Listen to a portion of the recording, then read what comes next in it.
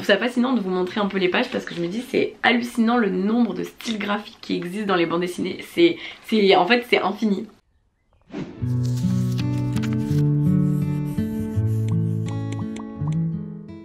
Coucou tout le monde! Aujourd'hui je vous retrouve avec des piles de livres qui sont bien trop lourdes pour que je les soulève. Je peux faire un essai.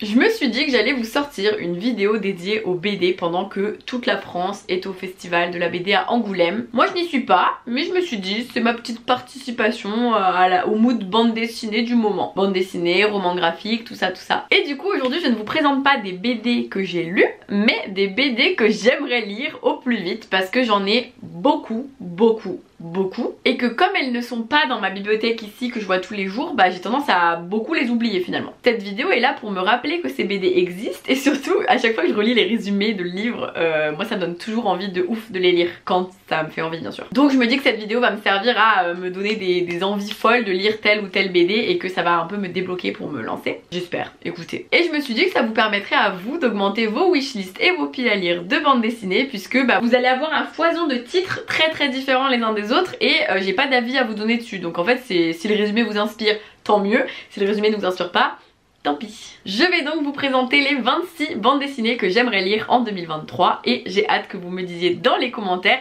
lesquelles vous ont fait envie et vont rejoindre votre bibliothèque la même année que moi. Et n'oubliez pas de vous abonner à ma chaîne et de mettre un petit pouce bleu si ça vous a plu, mais ça c'est si vous avez envie. C'est compliqué parce que les BD, il n'y a pas toujours des résumés très détaillés, disons. En 2023, j'aimerais lire La Fête des Ombres de Atelier Sento aux éditions Iseki Nisho. En fait, j'ai déjà lu le tome 1 et j'aimerais beaucoup lire le tome 2. Je confonds tout. Sauf que pour découvrir le tome 2, je pense que relire le tome 1 serait bénéfique. La Fête des Ombres, c'est l'histoire d'un monde où les personnes qui décèdent, en fait, elles ont une ombre qui sort de leur corps. Et dans cette histoire, on suit Naoko qui, justement, est une femme un peu rêveuse qui a pour mission de guider une ombre. Si elle ne parvient pas à aider cette ombre, celle-ci sera perdue à jamais d'ici l'été suivant. Sauf que Naoko va peu à peu se rapprocher de son ombre alors que ce n'est pas une très bonne idée. Et je n'en dis pas plus, mais le tome 1 se terminait sur un cliffhanger de malade, donc je ne sais pas pourquoi je n'ai toujours pas lu le tome 2, mais j'ai adoré l'ambiance du Japon dans cette bande dessinée. C'était vraiment une ambiance super chouette, assez lumineuse et colorée, donc c'est pour ça que j'ai trop hâte de lire la suite. En 2023, j'aimerais beaucoup lire Le Cœur des Femmes de Aude Mermillot qui est adapté du roman de Martin Winkler aux éditions Le Lombard. Vous connaissez peut-être le livre qui a beaucoup fait parler de lui et là nous avons la bande dessinée qui est un sacré pavé hein. Et en fait j'ai très envie de découvrir cette histoire dont j'ai beaucoup entendu parler toute ma vie. J'abuse un peu mais bon vous avez compris. Et aussi l'histoire de Jean qui est majeure de promo et interne à l'hôpital et Jean elle a envie de faire de la chirurgie sauf qu'elle va devoir faire un stage en soins gynécologiques et ça la saoule un peu parce qu'elle a pas très envie d'entendre les femmes parler de leurs problèmes blablabla. La petite Jean est un petit peu sexiste dans sa manière de penser quand même hein. Et ça la désespère vraiment de passer tout ce temps avec un médecin qui privilégie la parole et l'écoute sauf que au fur et à mesure des consultations il se pourrait bien que sa vision sur la médecine gynécologique et sur la médecine de manière générale d'ailleurs change et je pense que c'est plein de très beaux messages importants qui sont passés à travers cette BD donc j'ai trop hâte de la lire. En plus la couve est trop belle et oui à l'intérieur il y a quelques passages aussi hein, on est d'accord. Je vais essayer de penser à les ouvrir à chaque fois mais je suis pas très douée à ça. Quand je dis que les BD ont des résumés qui sont assez courts, c'est que des fois je ne sais même pas de quoi parle la BD mais j'en ai entendu parler et ça me fait envie. C'est le cas de Amoré de Zidrou et Merveille publié aux éditions Delcourt Mirage qui a l'air de raconter une histoire d'amour. Tout simplement, je n'ai pas d'autre chose à vous dire que une histoire d'amour mais j'ai vu plusieurs... Oh c'est beau! Petite carte, très jolie. Mais j'ai plusieurs de mes amis qui l'ont lu et qui l'ont beaucoup aimé et ça m'a motivée donc j'espère qu'il me plaira. Très beau roman graphique en tout cas dans les illustrations j'ai l'impression. Un truc qui est très pratique avec les BD c'est qu'on peut découvrir des classiques, des livres très importants mais si on a un peu la flemme bah on lit la version BD et comme ça va plus vite. Technique de flemme by Le Souffle des Mots. Ici Bonjour Tristesse de Frédéric Rebena d'après le roman de Françoise Sagan et c'est publié aux éditions Rue de Sèvres. Encore une fois je vous parle d'un livre où le résumé ne dit absolument rien rien, donc je vous montre un peu l'intérieur de la BD. Mais là on est vraiment sur mon désir de lire un livre dont j'entends beaucoup parler et où j'ai besoin un peu de d'agrandir ma culture quoi, vous voyez ce que je veux dire. De même pour Le Joueur d'échecs de Thomas Humeau, publié aux éditions Sarbacane d'après le roman de Stefan Zweig. Alors c'est une adaptation libre, donc c'est possible que ça s'éloigne un peu du classique d'origine. Mais il n'y a pas de résumé, mais arrêtez de pas mettre des résumés. Encore une fois, pas de résumé. Alors de ce que je sais, parce que grâce à des jeunes, à un atelier booktube que j'ai fait, on parle de quelqu'un qui est très fort en échecs. Merci Audrey, hein, vraiment très perspicace. Mais en fait, ouais, je sais pas.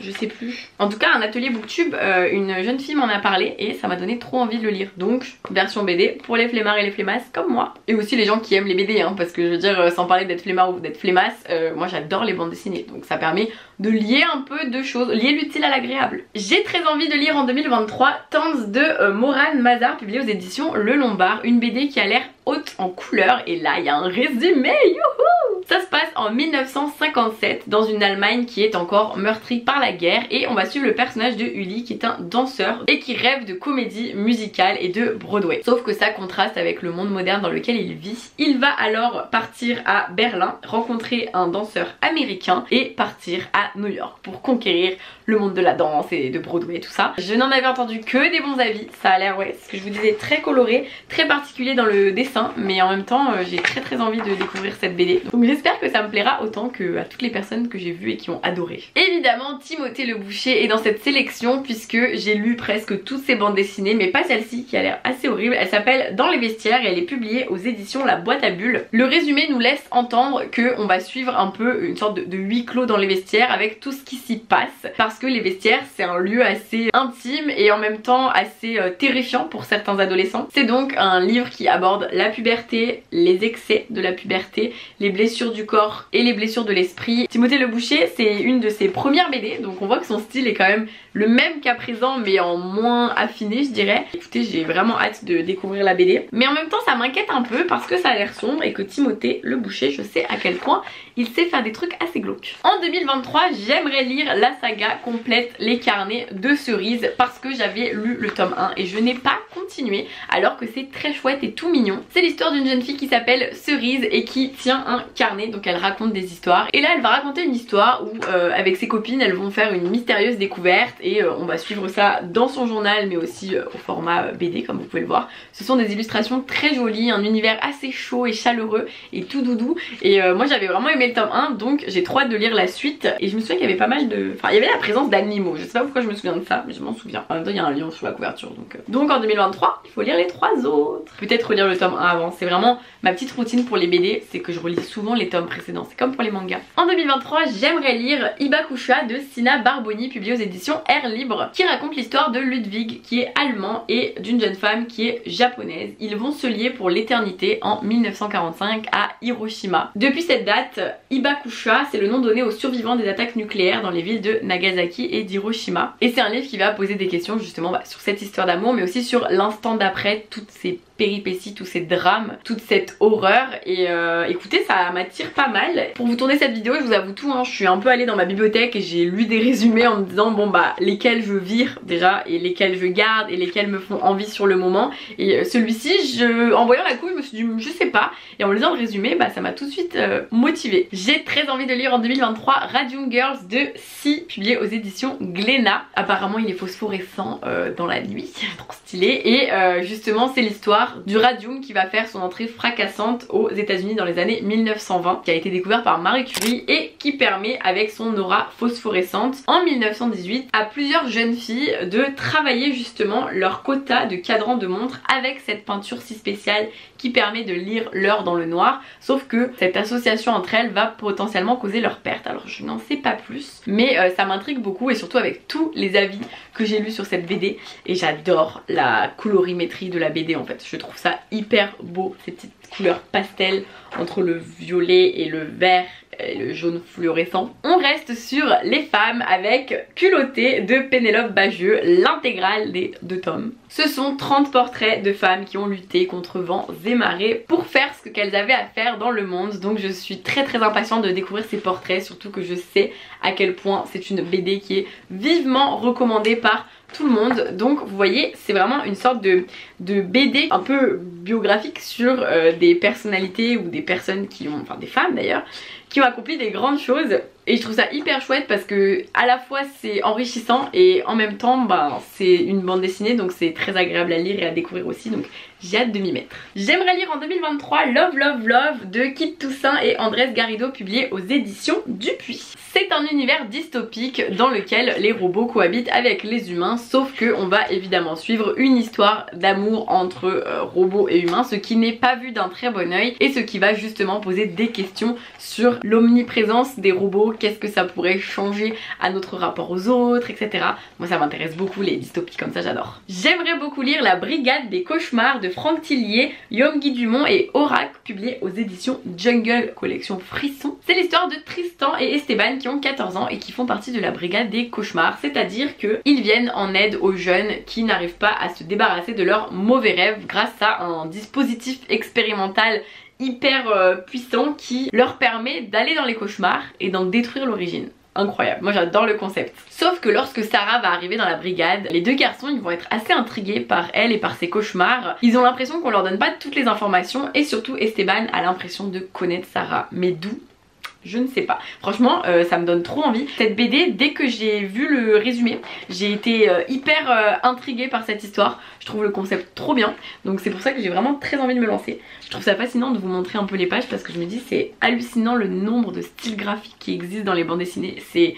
En fait c'est infini. Encore une petite technique de flemmasse, Un avion sans ailes d'après le roman de Michel Bussy de Duval et Pinero, publié aux éditions Glénat. C'est l'histoire d'un crash d'avion dans lequel il y aurait eu 2 bébés survivants, sauf que ces 2 bébés n'ont jamais vraiment été retrouvés et on va suivre cette enquête. Je me rends compte que la BD est hyper mastoc, elle fait 174 pages et je sais pas si vous vous rendez compte mais elle est hyper grande, il y a vraiment beaucoup de contenu à chaque page et tout, donc moi ça m'attire beaucoup et surtout ça me permettrait de connaître ce classique de Michel Bussy par la BD. En plus comme ça a l'air mastoc, je pense que c'est vraiment très fidèle au livre. J'aimerais lire en 2023 C'est comme ça que je disparais de Myrion Mal, publié aux éditions La Ville Brûle, qui est un roman graphique qui parle je pense de pensées sombres et de dépression si j'ai bien compris, donc ça n'a pas l'air extrêmement fun hein, mais en même temps c'est des BD que je pense très importantes pour aborder la santé mentale et Myrion Mal est très connue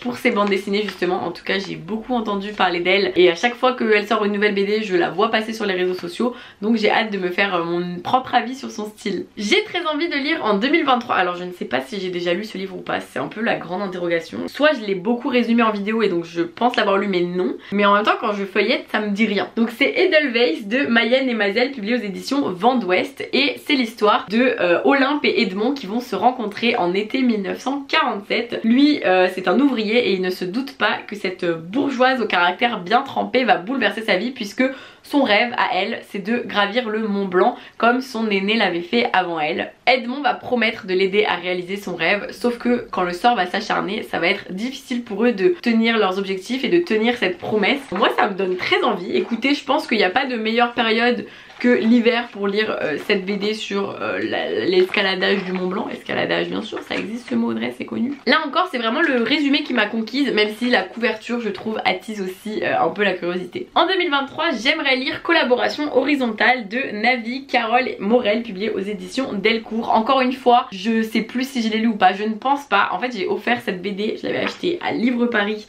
en 2014 je pense, donc il y a très longtemps, et je l'avais offert à mon amoureux, donc elle est dédicacée pour Alex. Petite preuve à l'appui. Et la collaboration horizontale, si ça ne vous dit rien, c'est un terme qui est utilisé pour les relations qui avaient lieu lors de la Seconde Guerre mondiale entre souvent des Françaises et des Allemands, ce qui a d'ailleurs été gravement puni après la Seconde Guerre mondiale, et justement cette BD met un peu le doigt là-dessus. Écoutez, si je l'ai déjà lu, et ben je la redécouvrirai, puisque si j'ai oublié ça veut dire que en même temps c'était il y a longtemps hein. Mais si je ne l'ai pas encore lu, et ben je serais ravie d'enfin le faire, puisque cette BD est donc dans ma bibliothèque depuis 8 ans, 7 ans. Surtout que les illustrations ont l'air très très belles, enfin moi ça me tente pas mal du tout. En 2023, j'ai très envie de lire Le printemps suivant de Margot Motin, le tome 2 qui s'appelle Après la pluie et qui est publié aux éditions Casterman. C'est une BD dont j'avais adoré le tome 1 qui racontait un petit peu la vie de famille du personnage principal qui est cette jeune femme qui a des enfants, un mari et tout cet équilibre qui justement par rapport à la charge mentale, par rapport à prendre soin de soi malgré le fait qu'on doit s'occuper de plein de personnes à la fois. Enfin vraiment c'est des questions que j'avais adorées, surtout que c'était abordé sur le ton de l'humour mais aussi de la tendresse et du coup j'ai très hâte de lire ce tome 2 qui est lumineux, hein, vraiment il brille presque. En 2023 j'aimerais lire Naphtaline de Solé Otero publié aux éditions Ça et Là qui est un sacré pavé avec un style graphique très particulier mais qui me fait très envie. On y suit l'histoire de Rocio qui va emménager en Argentine à 19 ans en 2001 dans la maison de sa grand-mère Vilma qui est récemment décédée. Elle va alors retracer un petit peu la vie de sa grand-mère qui à l'origine était italienne et qui a immigré enfant en Argentine, sauf que sa vie n'a pas été toute rose et ça l'a rendu assez acariâtre et qui s'éloigne un peu de tout le monde. Rocio va alors se poser des questions et un peu tirer des leçons de la vie de sa grand-mère et moi j'adore le style graphique, ça me fait très envie. J'aimerais beaucoup lire en 2023 La Dame Blanche de Quentin Zution publiée aux éditions Le Lombard qui a l'air d'être une bande dessinée très touchante. Ça se passe dans une maison de retraite qui s'appelle Les Coquelicots et on va suivre une jeune femme qui est infirmière qui s'appelle Estelle et qui jongle donc entre les soins, les parties de cartes et les morts solitaires. Et justement dans cette histoire elle va devoir finalement faire attention parce que à trop tisser des liens très forts avec les résidents cela pourrait la mener à sa perte. Écoutez je n'en sais pas plus mais déjà j'adore le côté colorimétrie unique dans une bande dessinée, vous avez compris, je vous l'ai déjà dit tout à l'heure. Donc là c'est totalement le cas et puis Quentin Zution est très connu pour être exceptionnel donc j'ai hâte de lire cette BD. J'aimerais beaucoup lire Chronique du Léopard de Apollo et TM publié aux éditions d'Argo en 2023 donc. Mais ça se passe en 1942 au lycée Lecomte de Lille de Saint-Denis de la Réunion. On y suit Charles et Lucien qui pestent contre le système colonial et son immobilisme. Ils aimeraient prendre les armes, renverser Hitler et toute la clique des collabos de Lille. Sauf que ils ont aussi envie de profiter de leur adolescence, des premières fois, des premiers émois, des rencontres, des promenades, des sorties, jusqu'à ce que la marche du monde s'accélère. Et en fait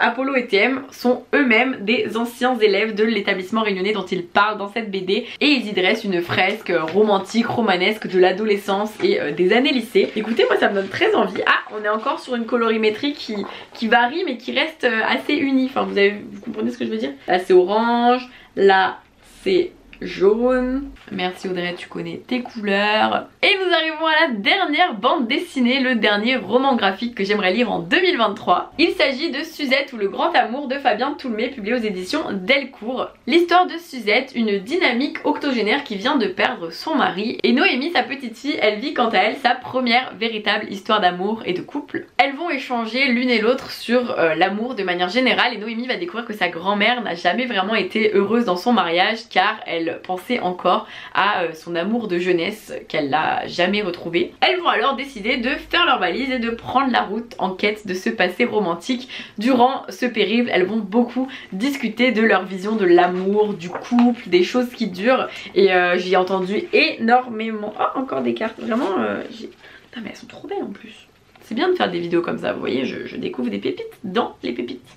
Et donc je n'ai entendu que du bien de cette bande dessinée, vraiment, donc c'est pour ça que j'ai très envie de le lire. Après comme c'est un gros pavé justement, je m'étais dit que je me le garderais vraiment à un moment où j'ai envie de savourer une bande dessinée. Parce que c'est quand même différent une BD qui fait 60 pages d'une BD qui en fait, alors là, 200 250. Ah non, 300 320 pages. Mais si c'est 320 pages de pur bonheur, c'est parfait. La pile est ici, donc n'hésitez pas dans les commentaires de cette vidéo à me dire lesquelles vous me recommandez de lire. D'ailleurs si vous en avez lu certaines de ces BD, ça m'intéresse beaucoup. Et j'espère que ça vous a donné des idées pour vous et vos piles à lire de bande dessinée. Je vous souhaite de très belles lectures d'ici la prochaine vidéo et merci d'avoir regardé celle-ci. Et puis n'hésitez pas à vous lancer dans les BD parce que c'est un genre qui est trop génial, je vous le garantis.